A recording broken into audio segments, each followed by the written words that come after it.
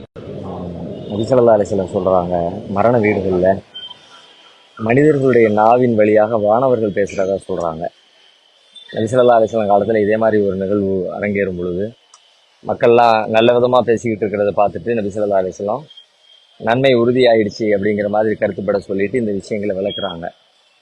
இப்போ பாக்கரனுடைய மரணத்தில் இந்த சபையில் வந்து பார்க்குற நேரத்தில் கிட்டத்தட்ட அதுபோல் அல்லாஹ் அதை உறுதியாக்கி தரணுங்கிற மாதிரியான பிரார்த்தனையோடு நம்ம எல்லாத்தையும் பார்க்குறோம்.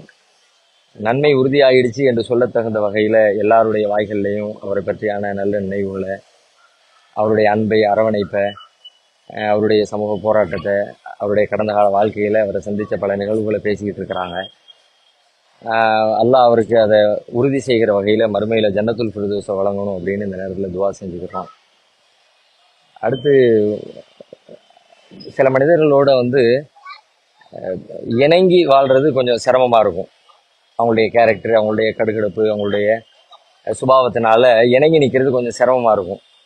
சில பேரை விட்டு விலகி நிற்கிறது சிரமமாக இருக்கும். ஏன்னா அவங்க அவ்வளவு அரவணைக்கிறவங்களா, நம்ம எவ்வளோ தான் விலகி நின்னாலும் நம்மளை தோளில் தட்டி கொடுக்குறவங்களா, நம்மளை உரிமையோட கண்டிக்கிறவங்களா. ஒரு தடவை கண்டித்ததுக்கு பிறகு அடுத்த நிமிடமே அந்த கண்டனத்தை மனசில் வச்சுக்கிட்டே இருக்கிறாம, அது ஒரு வன்மையாக, பகையாக மனசில் பதிய வச்சுக்கிட்டே இருக்காம மீண்டும் நம்மளோட சேர்ந்து அரவணைச்சு நின்று நம்முடைய சுகதுக்கங்களில் பங்கெடுக்கிறவங்களா சில பேர் இருப்பாங்க. அந்த மாதிரி ஆட்களை விலகி நிற்கிறதுங்கிறது சாத்தியமில்லை. அப்படிப்பட்ட ஆட்களை விலகி நிற்கிறதுங்கிறது கொஞ்சம் சிரமமானது, கொஞ்சம் கடினமானதும் கூட. ஆனால் அப்படிப்பட்ட மனிதர்களில் ஒருத்தர் தான் பாக்கறனை. நாம் அவரை விட்டு விலகிறது சிரமம். ஆனாலும் அவரோடையும் சில காலம் விலகி நின்னோன்றதை நினைக்கும் போது கொஞ்சம் ஒரு ஒரு வெட்க உணர்வு வருது. நம்ம என்ன மாதிரியான மனநிலையில் இருந்திருக்கிறோம், என்ன ஈமானிய உணர்வோடு இருந்திருக்கிறோம், என்ன சகோதர உணர்வோடு இருந்திருக்கிறோம் அப்படிங்கிற கேள்வியெல்லாம் இந்த நேரத்தில் அது மாதிரி சிந்தனைகள் நிறைய வருது. அதை தாண்டி இன்னும் சிந்திக்கும் போது இந்த மாதிரி மரண செய்தி கேள்விப்பட்டதுக்கு பிறகு ஏற்படுற அவங்க சம்மந்தப்பட்டவர்களை பற்றியான மன உணர்வுகள், அவங்க மீது நாம் காட்டுகிற நம்முடைய பிரார்த்தனைகள், அவங்களுக்கு மறுமை வாழ்க்கைக்காக வேண்டி நாம் கேட்கிற துவாக்கள், அவங்களுடைய ஜனாதாவில் பங்கெடுக்கிற இந்த முறைகள், இது எல்லாமே அல்ஹம்துலில்லாஹ் கரெக்டு தான். நபி ஸல்லல்லாஹு அலைஹி வஸல்லம் சொன்ன மாதிரி இந்த மாதிரியான நிகழ்வுகளில் பங்கேற்கணும். அது நம்மை பண்படுத்தும், நம்ம பக்குவப்படுத்தும். நம்முடைய அடுத்து வரக்கூடிய நாட்களில் நாம் இறையச்சத்தோடு மறுமை வாழ்க்கையை, மரணத்தை நினைச்சு வாழ்வதற்கு அது வழிவகுக்கும். அல்லாஹ்விடத்தில் பெரிய நன்மைகளை பெற்றுத்தரும் என்பதெல்லாம் அது ஒரு வகை, அது ஒரு இபாதத்தாக, வழிபாடாக அதை நம்ம பார்க்கலாம். ஆனால் இந்த மரண நேரத்தில் வரக்கூடிய இந்த சிந்தனை ஏன் அதுக்கு முந்தைய காலங்களில் வரமாட்டேங்கிற ஒரு பெரிய கேள்வியாக இருக்குது. இதுக்கு பிறகு அவங்கள பற்றி நல்லெண்ணம் கொள்வதனால பிரார்த்தனையை தவிர வேற எந்த தொடர்பும் அவங்களுக்கு நமக்கு இல்லை. ஆனால் வாழுகிற காலத்திலேயே அந்த நல்லெண்ணத்தை நம்ம உண்டாக்கி இருந்தோம்னு சொல்லி சொன்னால், தேவையற்ற கெட்ட எண்ணங்களை தவிர்த்து இருந்தோம்னு சொல்லி சொன்னால், நாம் ஒரு நல்ல சமூக வாழ்க்கையை, இஸ்லாம் சொல்கிற ஒரு சகோதரத்துவ வாழ்க்கையை வாழ்ந்திருக்க முடியும். அல்லாஹ் குர்ஆன்ல சொல்கிற மாதிரி இன்னமல் மூமினூன இஹ்வா, மூமின்கள் எல்லாருமே சகோதரர்கள் அப்படின்னு அந்த சகோதரத்துவத்தை நம்ம ஏன் விடுறோம்? இந்த நேரத்தில் நான் சொல்ல நினைக்கிற ஒரே செய்தி, இந்த சமூகத்துக்கு, இந்த உம்மத்திற்கு எத்தனையோ மக்கள் வர்றாங்க.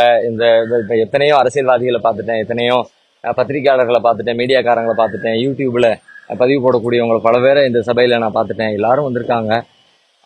முஸ்லீம் இயக்கத்தை சார்ந்த பல்வேறு அமைப்புகளை சார்ந்தவங்க வந்திருக்கிறாங்க.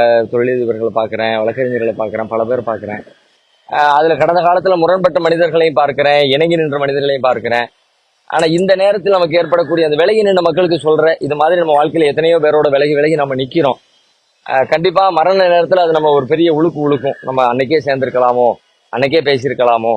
ஆனால் அந்த வகையில் அல்லாஹ் எனக்கு ஒரு வாய்ப்பை தந்தான்னு நான் அல்லாஹ்வுக்கு நன்றி சொல்கிறேன்னு கேட்டால், விலகி நின்ற காலத்தில் அப்படியே விலகத்தோடையே போயிடாம திடீர்னு அல்லாஹ் ஒரு மனமாற்றத்தை கொடுத்து, வாழ்க்கையில் ஒரு பெரிய மாற்றத்தை கொடுத்து, அதுக்கு பிறகு மீண்டும் இணையவும், பேசவும், நெருங்கவும், உரையாடுவதற்கான ஒரு வாய்ப்பை அல்லாஹ் ஏற்படுத்தி கொடுத்தான் என்கிற வகையில் அல்லாஹ்வுக்கு நான் ஷுக்ர் சொல்கிறேன். இந்த செய்தி எல்லாருக்குமா பகிர்ந்து கொள்ள நினைக்கிறேன். கண்டிப்பாக நீங்கள் விலகி நிற்காதீங்க, இணங்கி நில்லுங்க. குற்றம் குறைகள் இல்லாத மனிதர்கள் யாருமே இல்லை. நாமும் தவறு செய்யக்கூடியவங்க தான். பிறர் செய்யக்கூடிய தவறுகளை நம்ம பெருசாக நினைச்சோன்னு சொல்லி சொன்னால், அப்போ நாம செய்யக்கூடிய தவறுகளை எல்லாருமே பெருசாக நினைச்சா நம்மளோட யார் சேர்ந்து நிற்பா? அது அப்படிங்கிற அந்த உணர்வோடு நம்முடைய சமூக வாழ்க்கையை மேம்படுத்துகிற வகையில் பிழைகளை, குற்றம் குறைகளை மன்னிச்சு அல்லாஹ் சொல்கிற மாதிரி, அல்லாஹ் துஹிப்பூன யக்ஃபிர் அல்லாஹுலக்கும், உங்கள் பாவங்கள் அல்லாஹ் மன்னிக்கணுங்கிறத நீங்கள் விரும்ப மாட்டீங்களா? அப்படி இந்த கேள்வியை நம்ம திரும்ப திரும்ப சிந்திச்சோம்னா இந்த வெறுப்பு, பகைமை, பொறாமை, அவதூறு, இந்த மாதிரியான விஷயங்கள்ல இருந்தெல்லாம் வெளியே நாம் ஒரு நெருக்கமான ஒரு நல்ல சமூக உறவை அமைச்சிக்க முடியும். அதை அமைச்சிக்கணும் என்பதுதான் இந்த நேரத்தில் நான் சொல்ல நினைக்கிற ஒரு செய்தி. அஸ்ஸலாமு அலைக்கும்.